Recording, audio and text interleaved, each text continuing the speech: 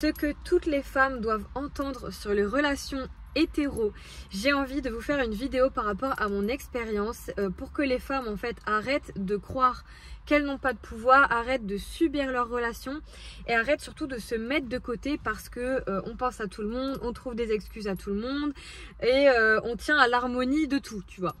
Et que en fait les femmes, il faut savoir déjà une chose, c'est qu'on n'est pas poussé à exprimer une certaine fermeté ou colère. Il faut toujours être gentille, il faut toujours être souriante, il faut préserver la paix, tu vois. Donc déjà les femmes ne sont vraiment pas poussées à poser des limites, à exprimer leurs besoins et en plus on leur fait croire que leurs besoins c'est trop. On leur fait croire qu'elles sont chiantes. Oh là là, typiquement les mecs que tu vois en vidéo TikTok qui vont être là, oh là là, fais chier, elle m'appelle. Mais frérot, pourquoi t'es avec cette meuf? Pourquoi t'es avec une meuf que tu ne veux pas appeler? Pourquoi t'es avec quelqu'un où juste elle te sert à quelque chose, mais elle, ses besoins, t'en as rien à foutre? Bon bah clairement ces mecs là vous devez les éviter et il faut pour ça que vous sachiez, oui, qu'ils existent. Il y a différents types d'hommes. Il y a vraiment des hommes qui vont faire les faux gentils, mais en fait c'est juste pour obtenir quelque chose et c'est malsain et ils rejettent leur masculinité. Il y a des hommes, je vous dis vraiment par rapport à mon expérience, c'est ce que je vois autour de moi. Mais en général, les hommes vraiment stables, disciplinés et qui sont pas toujours bons dans la séduction, ça peut être au contraire des personnes qui sont bien pour vous, même si vous pouvez avoir aussi les deux. Quelqu'un qui vous séduit, qui a confiance en lui, il va falloir aller chercher un autre level par contre, qui sont stables psychologiquement et matures émotionnellement. C'est clairement ce que vous recherchez les filles, je vous le dis, c'est ce dont vous avez besoin. Et si vous avez du mal à aimer ces hommes-là, alors qu'ils vous plaisent et tout, clairement ça va être plus un taf sur vous de oser recevoir, parce qu'on est conditionné à aimer, je trouve, des sensations, des bad boys, je sais pas quoi. Voilà, vous avez un autre type d'homme que j'ai observé autour de moi malheureusement et que j'ai rencontré. C'est des hommes qui clairement sont immatures émotionnellement, indisponibles émotionnellement, voire vraiment toxiques et qui vont soit attendre d'être sauvés, soit qui vont juste vous voir comme un objet. Concrètement, vos besoins, on s'en fout. Il va juste faire en sorte d'obtenir ce qu'il veut et voilà. Alors ça peut être de la maturité et il est bête et il s'en rend compte plus tard, ou ça peut être quelqu'un que moi je trouve que c'est limite de la psychopathie, qui n'a réellement pas d'intérêt et d'empathie pour vous. Donc c'est un mec qui va vous laisser pleurer pendant des heures, c'est un mec qui va vous faire vivre tout le pire de tout. Et je vous le dis, ne croyez pas que ce que vous donnez à un homme constamment de gentillesse, de pardon, de compréhension va vous rendre service, parce que franchement, dans mon expérience perso et dans les expériences que je vois chez mes clientes en coaching et autour de moi, mais bon courage, vraiment bon courage. Donc il faut avoir des limites assez fermes, exprimer ses besoins et comprendre que vos besoins ont de la valeur. Vos besoins ont autant de valeur que l'autre dans la relation, et une relation saine, c'est une relation dans laquelle les deux personnes expriment leurs besoins, donc il faut qu'ils se connaissent d'abord et arrivent à coexister, à co-créer avec ça. C'est-à-dire que les besoins de l'autre comptent aussi, et ça, sache que tu peux être égoïste toi aussi, surtout si tu as un attachement anxieux, tu peux avoir du mal à penser, à comprendre vraiment les besoins de l'autre, par exemple s'il a besoin d'être seul, etc. Parce que toi tu as besoin d'être rassuré. Donc il y a un dosage à trouver, mais globalement je te le dis, des hommes qui t'aiment, ça existe. Un homme qui est attentionné, ça existe. Un homme qui te fait des lettres d'amour, ça existe. Je te dis pas que c'est forcément eux qu'il faut choisir, parce que et oui, on n'a jamais fini. Il y a aussi le love bombing qui existe, que je veux te expliquer. Le love bombing, c'est en fait quand tu vas rencontrer un gars et justement il va être parfait pour toi. Limite il va te presser, c'est à dire que toi tu voulais prendre le temps de le connaître et limite tu trouves ça bizarre, c'est à dire que tu parles avec lui, sorry j'ai un truc dans l'œil, limite tu parles avec lui et il t'aime déjà, tu sais, il t'aime déjà, il te fait des compliments de ouf, t'es la meilleure femme du monde, il veut déjà t'embrasser, vous vous êtes pas vu, vous êtes vu que dalle, mais tu te dis ouais mais je sais pas, il est gentil, il est aimant, je vais lui laisser une chance, blablabla. Grave erreur, grave erreur. Prends du recul, reste un peu seul et je te conseille vraiment, meilleur conseil que j'aurais aimé entendre, c'est de suivre ton propre tempo.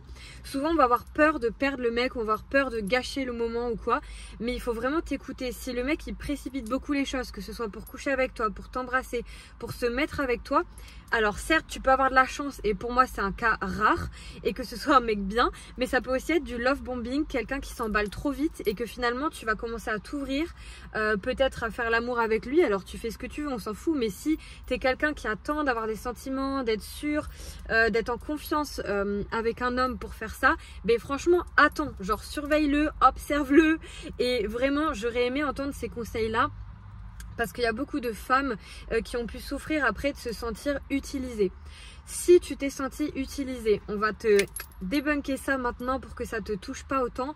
Dis-toi qu'il n'y a jamais un qui utilise vraiment l'autre. Alors oui, tu peux être induite en erreur, et ça moi je trouve ça pas du tout normal, par un gars qui va mentir sur lui, mentir sur comment il est, etc. pour t'obtenir, et c'est clairement de l'abus. On est d'accord? On est d'accord.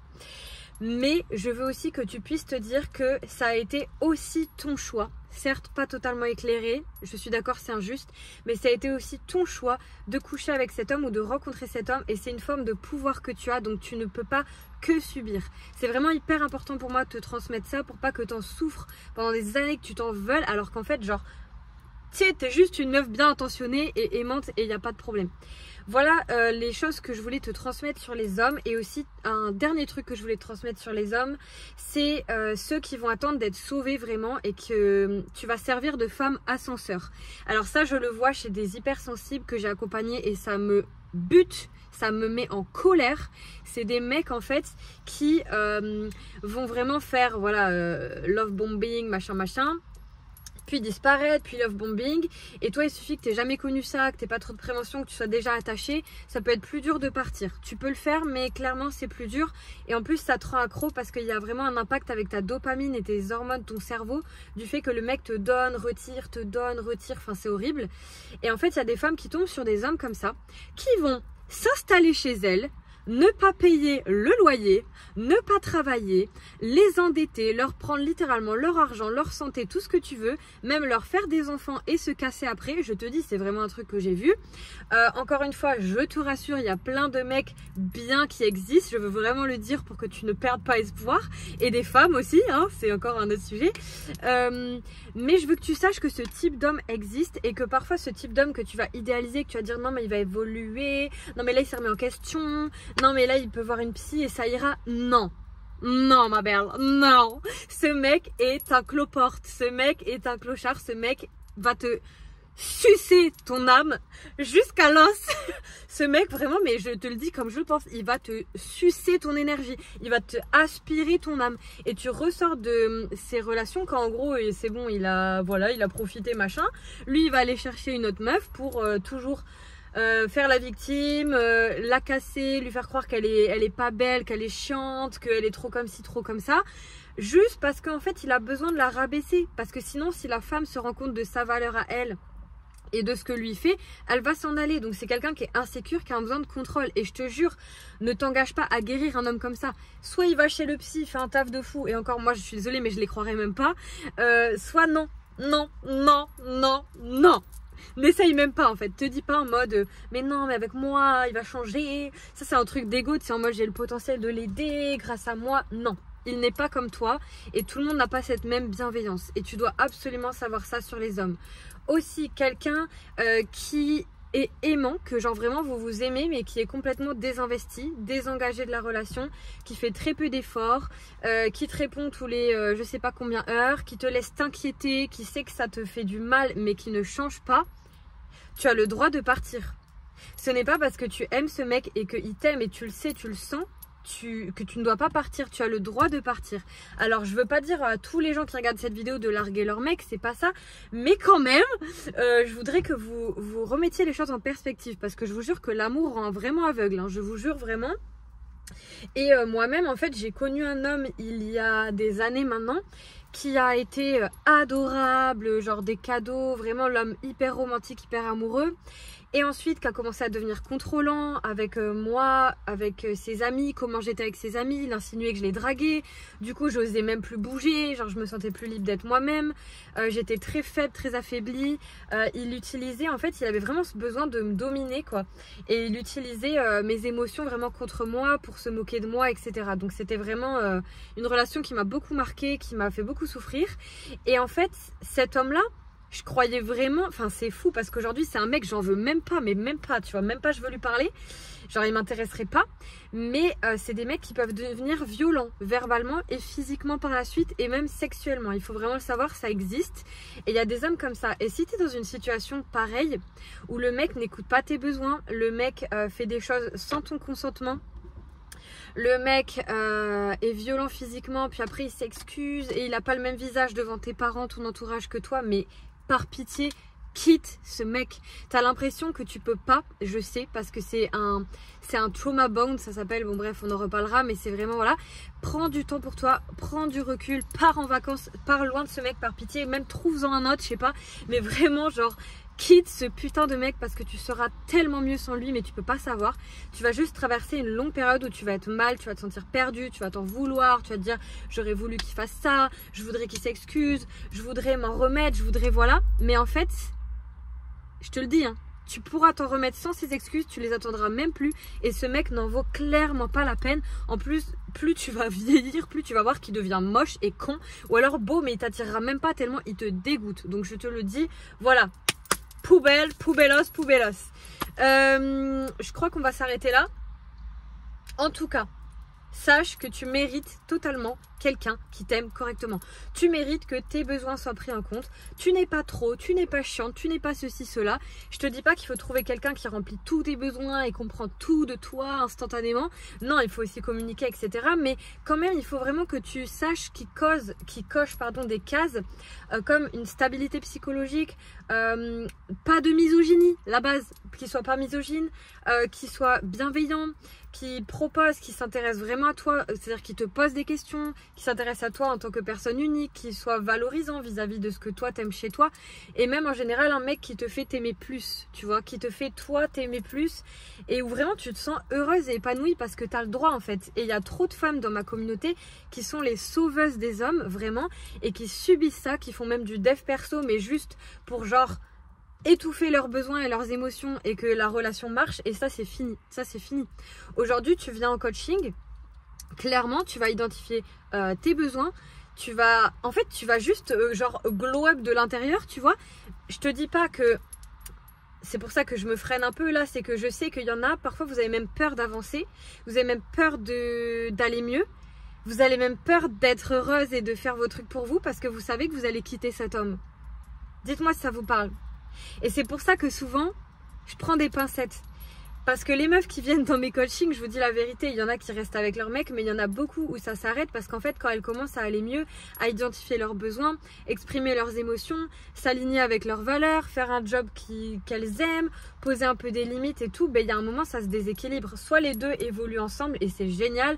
Il y a aussi des ruptures qui arrivent où les gens se remettent ensemble et ça marche, ça existe.